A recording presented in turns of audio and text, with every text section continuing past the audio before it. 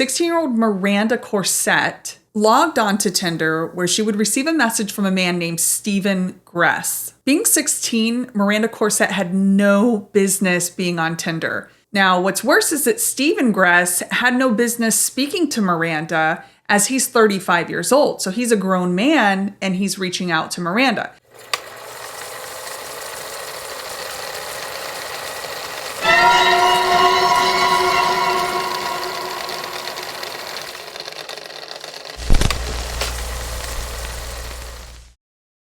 I'm going to start this off and say that we all know what Tinder is. And if you don't, then you're lying. And if you're not lying, then let me explain it to you. Tinder is a dating app, but most people aren't searching for love on Tinder, if you know what I mean. Or at least they usually don't. February 14th, 2025, Valentine's Day, 16-year-old Miranda Corsette logged onto Tinder where she would receive a message from a man named Stephen Gress. Being 16, Miranda Corsette had no business being on Tinder. In fact, Tinder is an app where you have to be 18 years or older. Now, what's worse is that Stephen Gress had no business speaking to Miranda as he's 35 years old. So he's a grown man and he's reaching out to Miranda. Now, Miranda, we don't know what age she had put on the app. She could have stated that she was 18. She could have stated that she was 30. But even if she had stated 18 and he's 35, it's pretty odd for that to happen. Let's get to know Miranda a little better. Miranda Corsette was born to parents Jill Grassmick and David Lee Corsette. Both her mother and father had multiple run-ins with the law. Her father for burglary, sale of marijuana, DUI, third-degree felony, domestic violence, strangulation. Her mother, DUI, battery, domestic violence. She had another charge, so she had 2 of the battery domestic charges. She also had possession of paraphernalia. 2 trespassing charges. I do believe that the trespassing charges took place when her actual mother, Rita, was trying to get custody of Jill's children, which would be Miranda and Miranda's little brother, David Lee Jr. Unfortunately, Miranda's father, David, passed away sometime prior to 2018.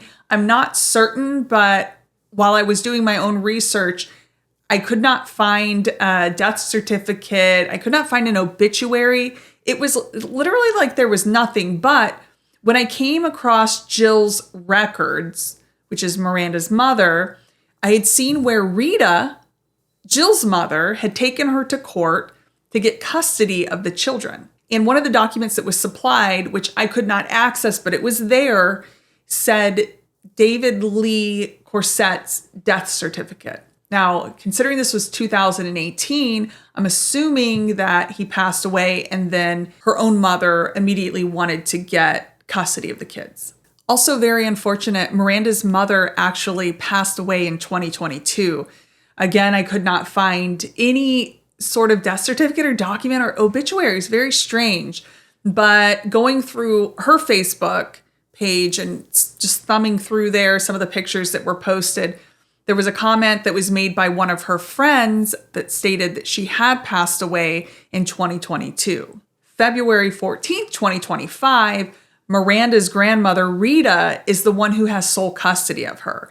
And from what I've gathered is that Miranda is homeschooled with her younger brother. It should also be noted that Miranda has an 11-month-old son. So February 14th, Stephen and Miranda connect online. Stephen persuades Miranda to come over to his house to hang out with him and his girlfriend, Michelle Vega, also known as Michelle Brandis. Now, Miranda didn't know these people from Adam. I myself, prior to being married, would Google the hell out of anybody I met. Can't take your chances with anyone these days. I mean, you never know. YouTube, TikTok, Instagram, they're flooded with these crime talks. I mean, it's all over the place. Men and women are meeting up with each other and one of them ends up killing the other. It's serious, and I believe that everybody should take the few minutes that it takes to research who these people are that you're meeting. I will leave links below for you guys to click on and just search. Practice it. Search yourself. I mean, if anything, at the least, you can just give it a shot and see. Send it to your friend. Send it to your family member. Be prepared.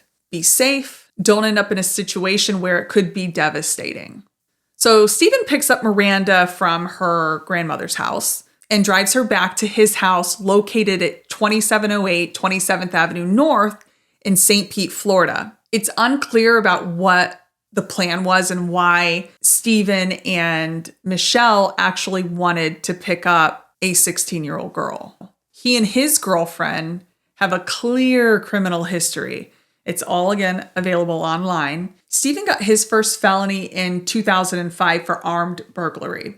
In the following year, he received another felony, this time for possession of firearms. I imagine that because of his first felony, he was not allowed to be around guns, and for some reason, he did that. So he received another felony for that. In 2023, he received a felony for domestic violence and written threats to kill someone. Now, if you go online and you look up Stephen Gress and you look for this particular offense in 2023, it's very odd because it is a man who has taken him to court. I can't remember exactly what it was stated, but it looked like it had something to do with like a lover's quarrel, something like that, which is strange. I don't know. I would look it up. Michelle's record was actually longer than Stephen's, which is surprising for a woman. You typically don't expect that. In 2012, she received felony possession for oxycodone. In the following month, she received a charge of grand theft with stolen property. 2016, it was a felony for scheming to defraud, along with grand theft and resisting arrest. In 2019, it was grand theft and dealing with stolen property. 2022, possession of paraphernalia. 2024, possession of cocaine and fentanyl. How did someone like Stephen and Michelle meet? Don't answer that. I know what it probably was. But the combination of these two was bound to be something explosive. It was a ticking time bomb for the both of them. So whatever happened that day on February 14th, I guess everything went okay because Stephen takes Miranda home to her grandmother's house and drops her off.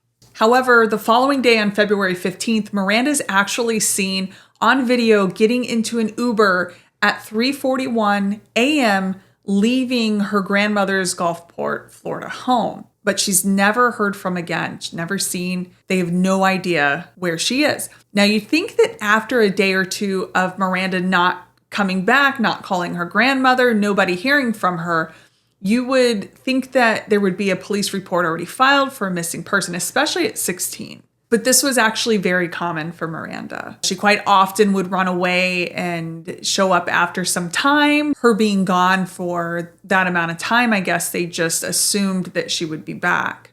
When Miranda was actually reported missing, it had been 9 days later on February 24th. So at this point, the family knew something was very, very wrong, but no one knew where Miranda could possibly be. One family member posted pictures of Miranda on Facebook, pleading for the public's help. She stated, quote, "Miranda is still missing. This is 17 days now. No help is being given from Gulfport Police Department due to her shady past. The child's mental state is not okay. We also fear that she may be being exploited, groomed, trafficked, endangered. Please help us find her the help she needs." On March 6th, a witness calls St. Pete Police Department. I believe it might have been Gulfport. Anyway, this person who calls gives them a tip about a possible kidnapping and homicide involving a missing teen. The names given to the police were Stephen Gress and Michelle Brandis. Pinellas County PD, St. Pete Police Department, they all knew those names very well. And in fact, between January 1st, 2025 to March 7th, there were 7 different calls made to the St. Pete Police Department involving Gress and Brandis. Domestic arguments, battery, assault. Even the upstairs neighbor was getting sick of hearing these two constantly argue. So she called the landlord, David Horton, on February 25th, which would then result in David calling the police. So the police came out to do a welfare check, but they actually noted that everything in the house was fine. There was no issue, and so they left. But on March 6th, when they received this call, they knew that things were not fine. But they didn't have to go far to speak to Stephen because Stephen was already in jail. On March 7th, a call was made to the St. Pete Police Department again, and police were dispatched to Gress's home for a domestic violence issue. It was reported that Gress had taken a harpoon. Yes, a harpoon, and pointed it at Michelle Brandis, his girlfriend, and threatened to shoot her with it.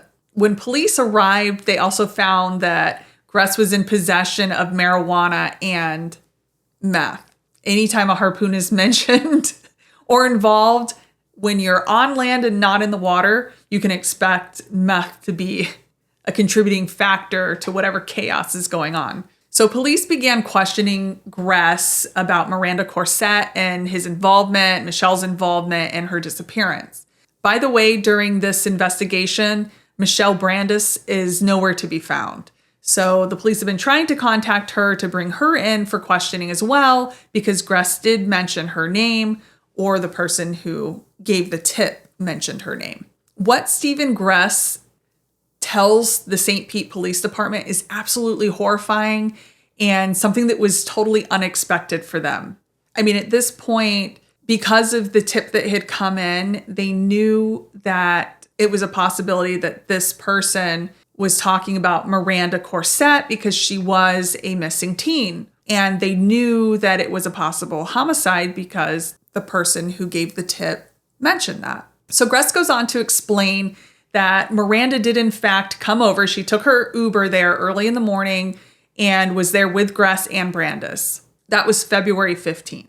But when it was time for Miranda to go, when she was ready, they would not let her. And the reason being was there was an argument that happened where Gress and Brandis actually accused Miranda of stealing a ring. Now, I don't know if this ring belonged to Gress or if it belonged to Brandis, but either way, they were accusing Miranda of taking this ring. So I'm sure Miranda was explaining that she didn't take the ring. It was not her. We do not know if she actually did, obviously, but I imagine she was trying to state her case about it. She just wanted to go home. She's 16.